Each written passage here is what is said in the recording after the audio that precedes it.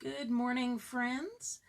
I'm Reverend Lorri Landon, one of the pastors here at First United Methodist Church in Kirksville. I am so glad to see you here online today. Some of you are joining me right now at 9:30 in the morning. Others of you will be watching later in the day. And I'm wondering, how are you feeling as this week comes to a close? Maybe put a word or an image in the comments. As I was thinking about how I would answer that question, I realized I feel a little bit like one of those people who spins plates. Have you ever seen one of those images where it's usually got somebody behind a counter and there are all these long sticks with plates on it? And the person has to keep running back and forth from one plate to another, giving it a little spin to keep it going. Otherwise, it slows down and it crashes and it falls and breaks all over the floor. Well, that's been a little bit the way some of my days have felt lately. And I've noticed that on days like that, I've become less kind, especially to myself.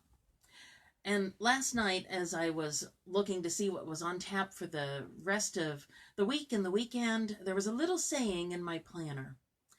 And it said, pay extra attention this week to how you talk to yourself.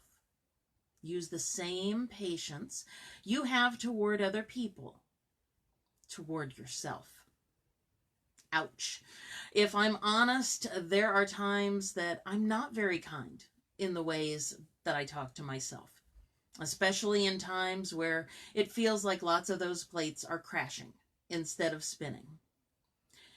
And I once read in something Kathy Escobar wrote as she was describing that way that we sometimes talk to ourselves. She calls it the flogging machine. And she described her flogging machine. She said it has a bat to beat herself up with, a megaphone that blasts those negative messages over and over again about herself, a group of judges who sit there and evaluate and critique every word she says, every action she does, a tape recorder, for those of you who remember those, that keeps rewinding and playing the same thing over and over again, especially those things that she did wrong.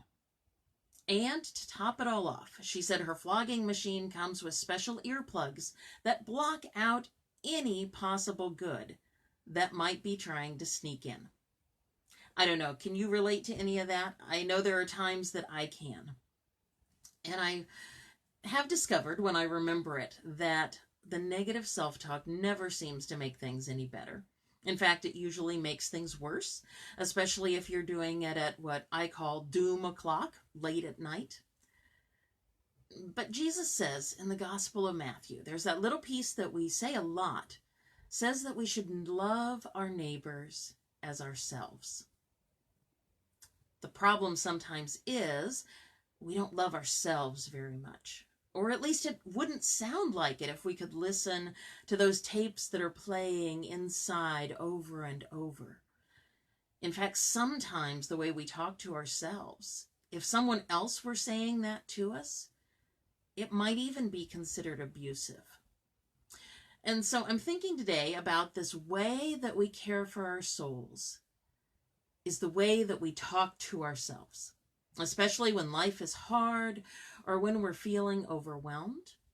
Now, it's good to be honest. Yes, it's good to admit when we fall short, but we can do that in a way that isn't beating ourselves up, because that never changes the past, and it almost never changes the way things will be in the future for the better either. So my challenge for myself, and maybe for you as well, is to extend that same grace, compassion, and love that you do to others to yourself. And when that racetrack of negative thoughts starts in, oh my gosh, how could I have done that? I was so stupid. Why didn't I? Why did I? What is wrong with me? Well, maybe we could respond the way we do to a good friend, a family member that we love a lot. Yeah, it happened, but you can learn from it. You did the best you could in a tough situation. Okay, so you forgot, but the world's going to go on. There aren't any perfect choices, and you made the one you could live with the best. You've got a lot of plates spinning around. Are there any that you could maybe set down for a while? Something that you could maybe hand to someone else? It's normal to feel the way you do, and I love you anyway. Now, that might be hard to do. It's sometimes easier to do that to other people because shame probably has a grip on how we feel about ourselves. We may be judging ourselves harshly. We may be worried that others will somehow get a glimpse of those things that we fear most about ourselves. And so sometimes just bringing those negative things that we believe at some level to God in prayer will help. Because God's divine love and grace is there ready to set us free and bring us healing, ready to welcome us into God's abiding presence. And so maybe when that self-talk starts, maybe when life just seems too tough, picture yourself sitting beside Jesus. And as Jesus asks, how are you feeling about yourself?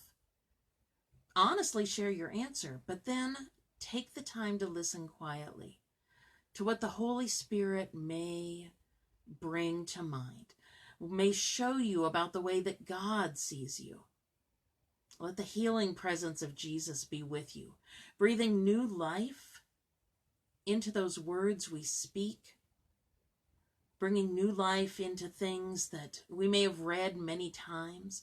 Let God change how you see yourself. Let God love you. And let yourself receive God's love, even in those times where you completely miss the mark. And then practice reminding yourself. So when that negative talk begins again, because for a lot of us, this is a habit that's been going on for a long time. When it starts, put those words of fear and shame together with a statement of truth.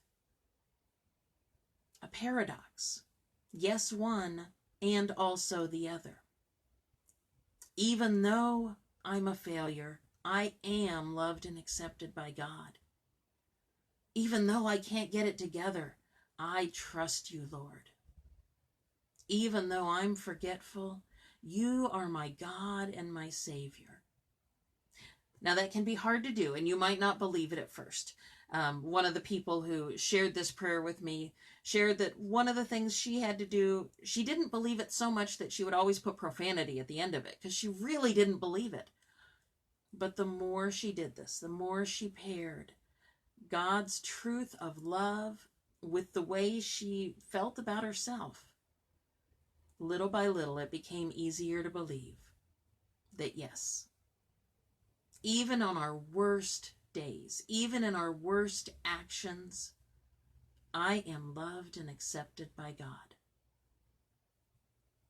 And those tracks are going to eventually be rewritten. So friends, how is it with your soul?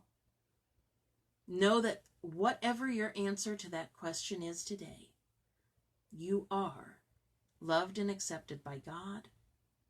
You can trust in God's goodness and God's promises. And learn to show that same compassion that you do to your neighbor, to yourself. Go in peace today, friends. Have a lovely day and treat yourself kindly. I'll see you next week. See you online for Sunday. And I hope some of you will join us for the chat after church on Zoom afterwards. There'll be details about that in your weekly news today. So take care, and we'll see you later. Have a great day, friends. Bye-bye.